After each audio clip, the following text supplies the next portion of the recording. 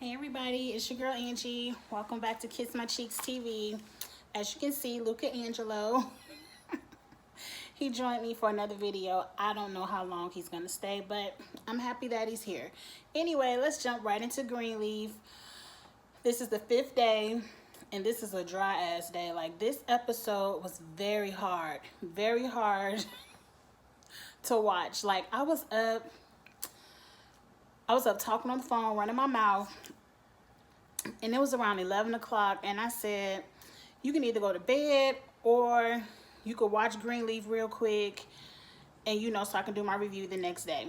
I chose to stay up and watch Greenleaf, and I wanted to fast forward through probably 50% of the episode, but I had to force myself to watch it so I could do a review.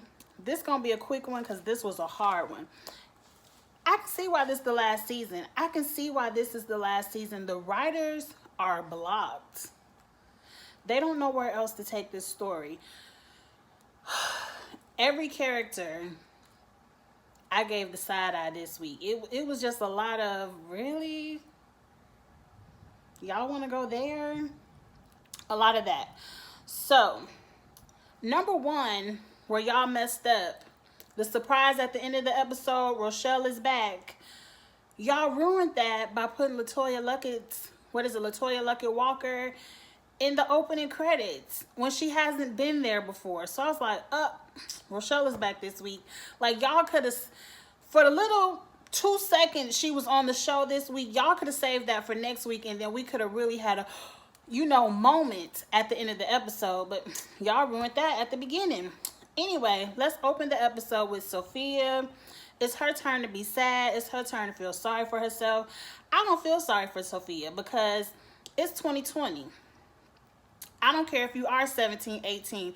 You old enough to know not to take titty pics, especially with your face in them or recognizable tattoos in them, because they will get leaked. And it is what it is. I'm surprised it's not all over Memphis and everywhere else. Apparently, some people from her college, Hampton University, got a hold of the pictures, and so they're circling the pictures around campus. And to me, that's bullshit. You are a Greenleaf, well-known pastor's daughter. I'm sure those pictures would have been all over Memphis, all over Tennessee, all over Virginia, all over everyone's social media, like, writers. Sophia's supposed to be going through way more than this. But moving on from Sophia, because, she's starting to be like her brother. They having church at home. You already know Lady Mae is the pastor. Ain't too much was going on at this church service. I noticed Charity, her dress was way too short, and them heels were way too tall for her to be sitting up amongst family members. Like, ain't no man for you to pull in your living room, Charity, but that dress was bad. I love a good floral, and it had that belt that had that waist cinched. I can't wear heels that high anymore, but I really did like that dress. It was too short, but it was cute, and I'm ready for Charity to sing. She's a Winans. Like, come on. All this... She sounds just as bad as Judy. I don't want to go to no church with Charity singing either. But moving on. What else did I write? The message Lady Mae is talking about is new beginnings. And Clarissa and Jacob throwing shots at each other. And I'm over them too. Like, when Clarissa gonna get out? That's all I care about. After church, they had a nice brunch. It looked like they were feeding 50 people, and it was, 10? But that food looked good. They rich. Are they? We'll get to that. In the comments, someone tell me, what is Consecration Sunday? Because Grace kept saying Consecration Sunday, and I'm like, we ain't had that at my church. I don't remember that. And Grace was also fucking in the church. She done lost her virginity in the church. So it ain't just Jacob. We not just side-eyeing Jacob. And why would Noah tell AJ the story of you losing your virginity in the church. Like, it's the storyline just was going all over the place. And let's wrap Grace up in the bow, because for the rest of the episode, she was taking a nap in Noah's lap. Is that the only place you could fall asleep? What would Darius say? Moving on. Bishop now wants to talk to AJ about the whole thing I got from this thing with Bishop and AJ. I was already, I wanted, my finger was itching for the fast forward. But I watched, I regretted it, but I watched. The only thing I got out of this is Bishop has a 64, what is it, GTO, whatever it was, in a box. Number one, I'm looking at your daddy. Faith without works is dead. Okay, but if your child don't know how to put together a whole car, what's the point of giving him this box with all the car parts in it? I don't get it. You could have bought your son you could have been like most parents and been like, I ain't getting your ass no car. You want some faith? Go out there and get you a job and get your little $2,000 car and get to A to B. That's what most parents do. Don't nobody go out and buy their child their dream car in thousands of pieces and be like, well, if you have faith, you'll put it together. No, if you go to school for mechanicry or whatever the word is and learn how to put a car together, then there you go. But obviously, Bishop, for you to be the bishop of this mega church, you have no faith. Because out of all these, it has to be, 50 years since Bishop was a teenager. 50 years, you ain't put this car together. You ain't paid nobody to put your dream car together. You ain't went out and just bought it yourself. That whole storyline was stupid. And all these years of you raising your son Jacob, you done forgot all about the faith is dead lesson with Jacob. But your grandson is when you want to go pull out the car and say, hey, this is my dream car, but if we put it together, neither one of y'all know shit about putting it together. But when we put it together, you can have it. It ain't no Beamer, but you can have it. He ain't gonna never have it because y'all don't know how to put it together. Let's fast forward from that because that had pissed me off. Lady May said, I'm off to go speak to Tara. You two Greenleaf men, y'all don't know what y'all doing. Y'all should have left this up to a Greenleaf woman. Lady May done took her ass over there and then fell under the spell. I'm telling you, it's something wrong with Lady May mind. Because Lady May this whole season has been ready to read people for filth. To turn around and do a complete 180 and flip the whole script. Because now Lady May is like, we got to give her the house. God told her this is her house. She can have it. And I'm looking at Lady May like Bishop is like, have you lost your mind? Like, do we both need to go to the same doctor's appointment? Like, what's going on here? What do you mean she could have the house? Let's go ahead and flip through these notes real quick. I'm all out of order. Okay, number 2. Where is Bishop and Lady May's money? Because now Bishop is over here begging, Lady May, Bishop ain't feeling what Lady May talking about. So he over here begging Grace for some coins. Like, I know, you got a little bit of inheritance. How much can you give me? Because we want to pay Tara off so she don't come try to take our house. And I'm like, how are y'all affording to live in this house? Because I know the light bill high as hell. The light bill alone is high as hell. Then you got water, gas, you got Marisol's salary. Where are y'all coins coming from for y'all to be this rich, established family? Because you already had to borrow $2 million to pay your tax debt season 1. Now you're over here looking to borrow money from Grace. Did you pay the first lady back for your tax debt, or was that just a part of her tithes and offering? I want to know where's the money. Anyway, Clarissa and Jacob tell Zora about the divorce. I don't care nothing about that. I'm happy at least Clarissa took some accountability ability and said it wasn't all your daddy. She didn't say what she did.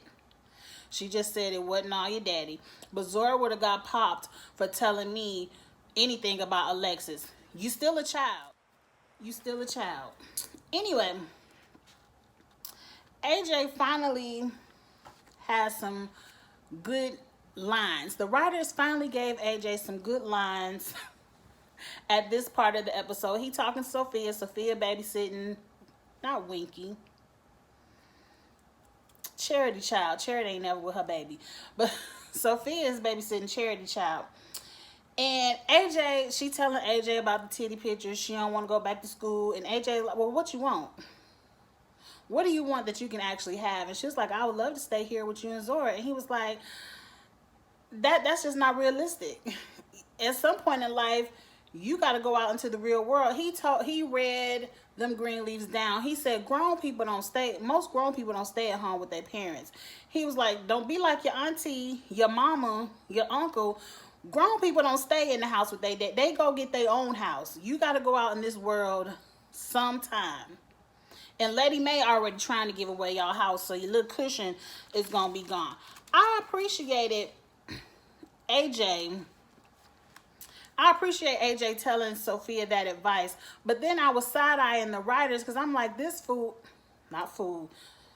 your words right. This young man just slit his wrist open in said house 2 days ago. How you out the hospital that fast anyway? He just slit his wrist together, but now open, but now he's the voice of reason for the episode. Okay. Grace now woke up from her nap, and Noah is telling Grace something about the gardener or the manager of the house, whatever, the grounds, had a book with drawings about all the future plans he had for this land when Miss Loretta was alive. Miss Loretta is white. Nothing wrong with that, but I just don't, why does this rich white lady want to give 2 black people a house, an estate? And why is the gardener talking about the Negroes are here? Wherever this storyline is going, it's about to go weird. It's about to go weird. Now, Charity done left her baby to go talk to Phil's daddy on the phone. And I love Phil's daddy and his flip phone and how he be hanging up in those Greenleaf's face like click, click, strike 3. Too much. Now, Phil's daddy done said something about, I wrote it down, the river only flows one way and it has nothing to do with the river. That was his whole message to Charity. I don't know what that means. Is he talking about money? Is the flow of money coming from Bob? And if you ain't willing to flow the money my way, then click. I don't know. But that's the only storyline I'm curious to see where this is going to go with this mysterious company and what does Phil's daddy got to do. Like, did the mama have an affair with Bob and that's really Phil's son and he about to marry his son to his daughter? Like, I don't know where it's going. Anyway, I wrote in my notes that I just have a sneaky suspicion that Charity is going to be the hero of the episodes of the season. Like, she's going to be the one to figure it all out. She's going to be the one to save the church, get the church back to the Greenleafs. But I'm like, she's the one who gave it all away. And I'm like, the writers are not reading the room of the viewers. The viewers don't like Charity. Like, we can't stand Charity. She cannot be the hero. And then Charity, I believe a week ago, forgive me for not knowing her real name, but I know she's a Winans. She was out here talking about she might be the one getting the spinoff in the article. And I'm like, nobody wants to watch the Charity show. Moving on. So now, Lady Bishop done told Lady Mae, look, Grace got us the money. We ain't got to give away our house. And then Lady Mae talking about, I refuse to use that money. And I'm like, Lady Mae, you wasn't refusing to close your legs to the man and have this secret baby. Why can't you use his coins to pay off? You know, And then Bishop talking about, if we give away the house, you gonna make me out to look like a murderer. And I'm like, if you pay the lady off, you gonna look like a murderer. Nobody wanted to burn up the will. Like, why did y'all go open y'all mouths? This whole storyline drives me insane. Like, the writers, I don't know what you're doing. Anyway, they went to go say thank you to Calvary. Charity snuck them into the church. I did fast forward. I did fast forward all of that. And then here we are with the what Jasmine Masters do. And they off to see Tara, and there's Rochelle. You want to give your house to who? All right. I can't wait for Basie to come back too, because I know he ain't dead. I'm starting to believe Twitter. He ain't dead. Anyway, y'all, that's day 5. That's day 5. Day 6 better get better. I believe next week Lady Mae is finally going to tell everybody that Grace and Aaron are really brother and sister. But then, if Lady Mae got to tell her secrets, is Bishop going to tell everybody he was fucking Mavis? You know what? If we telling secrets, let's tell it all. You know, that's what I would be if I was Lady Mae. If we telling secrets, let's tell it all. Let's put it all on the table. You want to put my dirt? Let's put your dirt. Anyway, that's all I got to say. Get in the comments. Let me know what y'all thought about this episode. And I will see you all for the day 6 next week. Bye.